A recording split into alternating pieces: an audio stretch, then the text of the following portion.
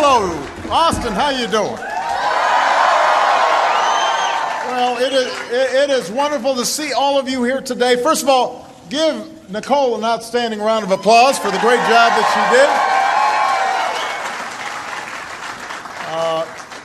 she did. It is wonderful to be here at Applied Materials. I want to thank Mike and everybody who helped out hosting us in a wonderful tour of the facility. It was incredible. Rick was showing me some of your clean rooms where you are building the equipment that makes the chips that is basically powering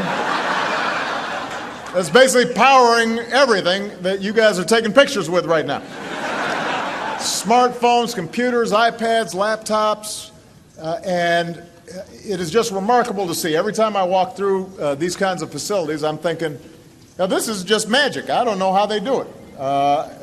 Somebody was explaining to me that I guess one of the wafers was being cleaned, and they said this would be the equivalent.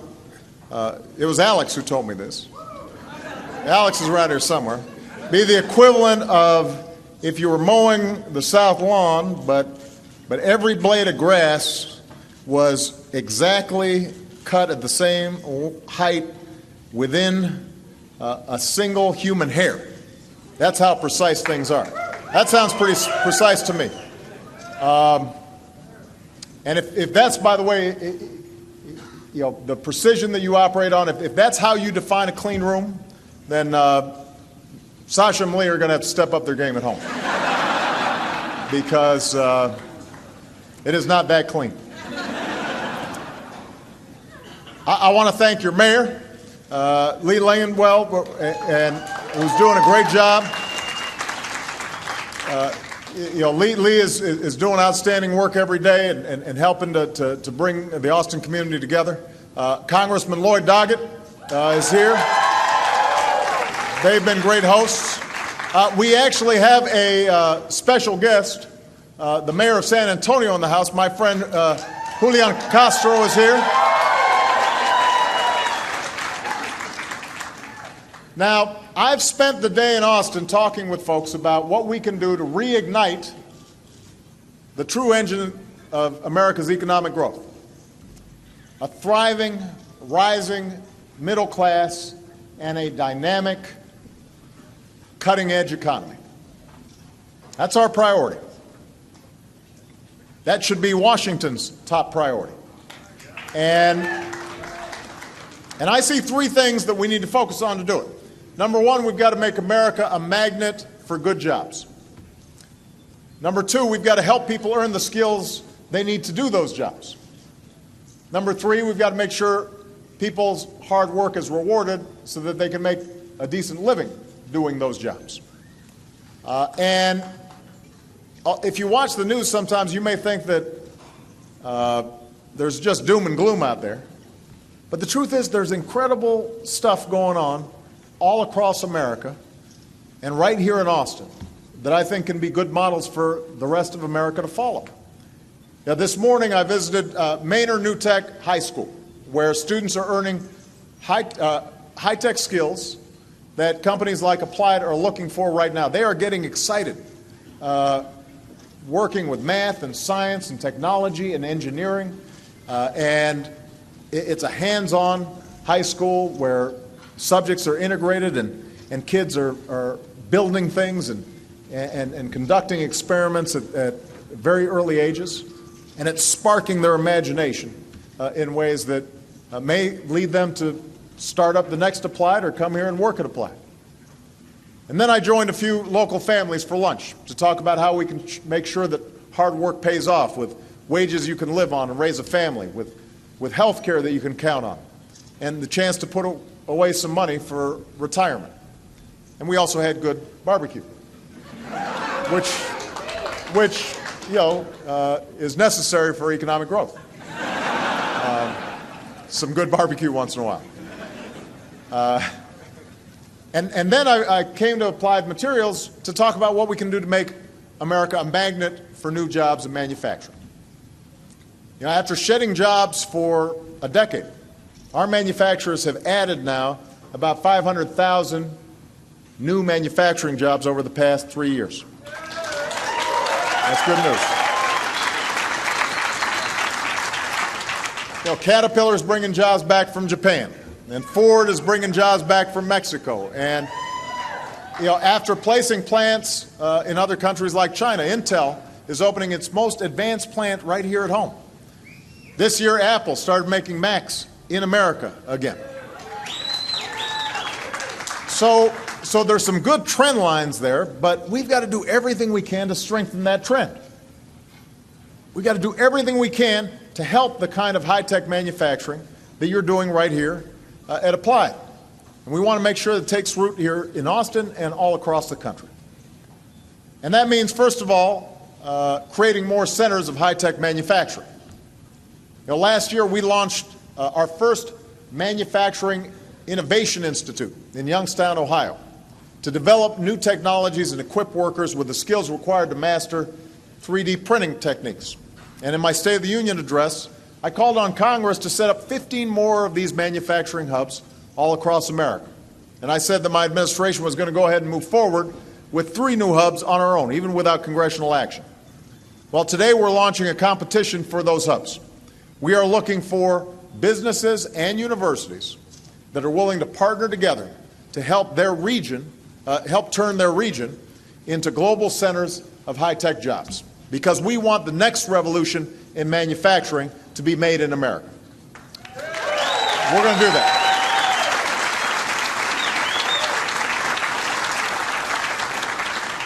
You know, the truth is, over the past couple of decades, too many communities have been hit hard when plants closed down and jobs dried up. The economy obviously is changing all the time. Nobody knows that better than the folks here at Applied. I was talking to somebody who was, you know, after showing me the wafer and some chips, and then they showed me a smartphone. They pointed the smartphone and they said, you know, 40 years ago, there'd be about $3 billion just trying to get this much computing power in this little thing, except it would fill up a whole room. And so the economy is dynamic. Technology is constantly changing. That means we've got to adapt as well. And even as we're working to reverse the trend of communities that have been hard hit with old manufacturing leaving, we've got to propose partnerships with local leaders in manufacturing communities to help attract new investment in the infrastructure and the research that will attract new jobs and new businesses, so that communities that have been knocked down can get back up and get back on their feet. And we should help our workers get the training they need to compete for the industries of tomorrow. No job in America should go unfilled just because we don't have anybody with the right skills. And that's a priority. Now, some of your colleagues that I met, some of them have advanced degrees. Some of them came to Applied basically right out of high school. But all of you, whether it was in some cases through a university education, in some cases the military, in some cases just on-the-job training, all of you have specialized skills that are exactly what we need to continue to grow our economy. But we've got a whole bunch of folks out there who don't have those skills, either because the education system failed them, or because their skills have been rendered obsolete.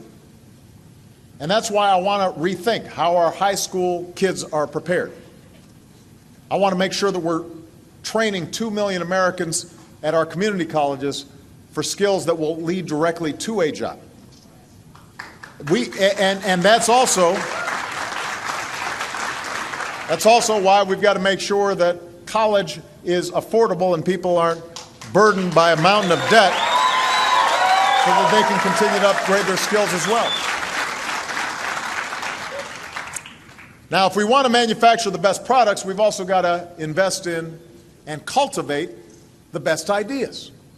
All right? Innovation, ingenuity, that's the constant of the American economy. That's one of the constants of our character. It's what keeps America on the cutting edge. And just before I came here, I visited Capital Factory, which, as some of you know, is a place that helps startups take off. And everywhere you turn, somebody's got a new idea. they're all thinking big, they're taking risks, it's exciting. There was a young woman who's in a wheelchair and physically disabled, but is just incredibly inspired to make sure that she's not in any way confined by that situation. And she's basically designed and is now manufacturing a car that people in wheelchairs can just drive their wheelchair right into the car and start driving. And then you had a young man who had a 3D camera that was about this big, and basically from filming either a static image or in the round, can basically download that immediately and create a 3D image, and then use that for 3D manufacturing, 3D printing and manufacturing. And what currently costs about $80,000 costs about $3,000, the technology that he's developed. So they're doing amazing stuff. And one of the things we're doing to fuel more inventiveness like this, to fuel more private sector innovation and discovery, is to make the vast amounts of America's data open and easy to access for the first time in history. So talented entrepreneurs are doing some pretty amazing stuff with data that's already being collected by government. So over at the Capitol Factory, I met with folks behind a startup called Storm Pulse, which uses government data on weather to help businesses anticipate disruptions in service. And then you've got a Virginia company called O-Power that's used government data on trends in energy to save its customers $200 million on their energy bills. There's an app called iTriage, founded by a pair of ER doctors, that uses data from the Department of Health and Human Services to help users understand medical symptoms and find local doctors and healthcare providers. And today I'm announcing that we're making even more government data available, and we're making it easier for people to find and to use. And that's going to help launch more startups. It's going to help launch more businesses. Some of them undoubtedly will be using this data powered by chips that essentially started right here at Applied Materials.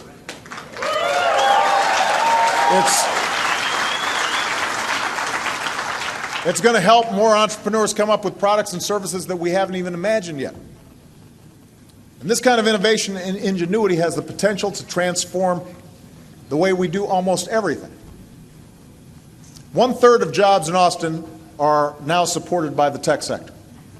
And we should do all that we can to encourage this kind of innovation economy all across America in ways that produce new jobs and new opportunities for the middle class.